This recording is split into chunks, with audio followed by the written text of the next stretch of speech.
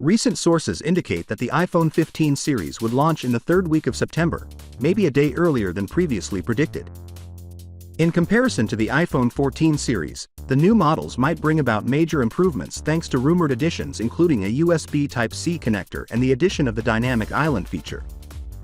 According to recent sources, the third week of September is anticipated to be the launch week for the iPhone 15 series.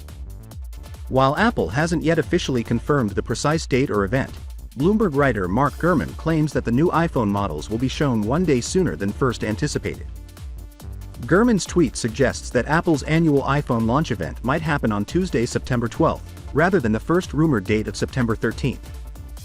According to him, the date September 12th is becoming more and more apparent.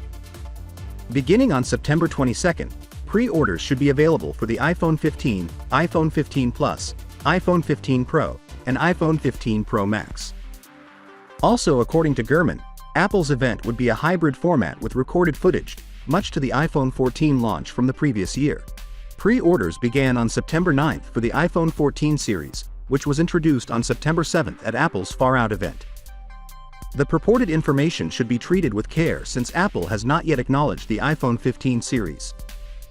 If the reports are accurate, the iPhone 15 models, in contrast to the iPhone 14 series, are anticipated to provide a number of improvements, including a USB Type-C connector, which the iPhone 14 models do not yet have, would be a huge improvement. Additionally, the Dynamic Island feature, which is now only available on the Pro models of the iPhone 15, may be available on all of the iPhone 15 models, including the normal and Pro versions.